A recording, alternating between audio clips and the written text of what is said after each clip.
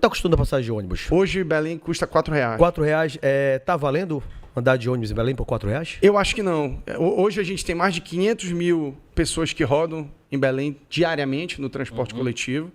É um transporte sucateado. Ao meu ver, é caro para o péssimo serviço que é ofertado para a população. Existem medidas que precisam ser tomadas pela administração municipal e para isso tem que ter pulso e coragem para mudar essa realidade. Tem que fazer um processo de unificação desse sistema modal de transporte de Belém para que a gente possa ter todas as vias com bilhete único e interligadas para você para isso tem que terminar o BRT, né? A verdade é que a estrutura do BRT ela está praticamente finalizada. Ela está finalizada. O que se precisa é de um processo licitatório, de unificação. Mas o Edmilson não conseguiu fazer essa licitação, ele não conseguiu ter pulso administrativo, ele tem uma relação antiga com os empresários que faz ele ficar preso. Eu comentei agora há pouco aqui, antes de começar o podcast, e vocês podem confirmar isso.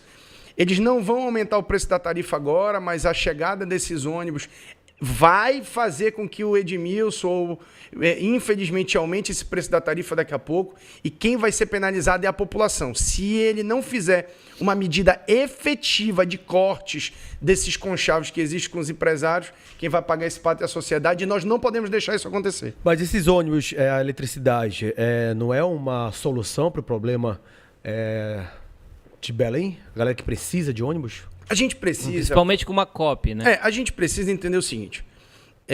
A solução maravilhosa, perfeita, ela não vai acontecer no curto prazo. Isso precisa de um planejamento de curto, médio e longo prazo. O que nós precisamos agora é do básico. Primeiro, aumentar a frota.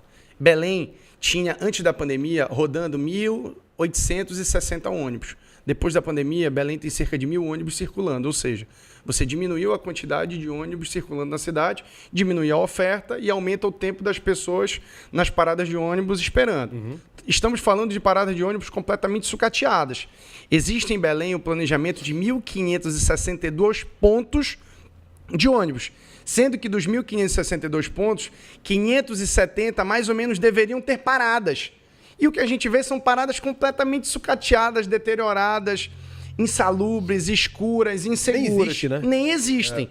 O que a gente precisa agora é fazer um plano verdadeiro, colocar ônibus para o passageiro ficar menos tempo na dependência, colocar ônibus com infraestrutura, com ar-condicionado, com Wi-Fi, botar paradas com acessibilidade, até a rampa de cadeirantes nas estações do BRT, tu tens ônibus que não está funcionando. E o que isso acontece?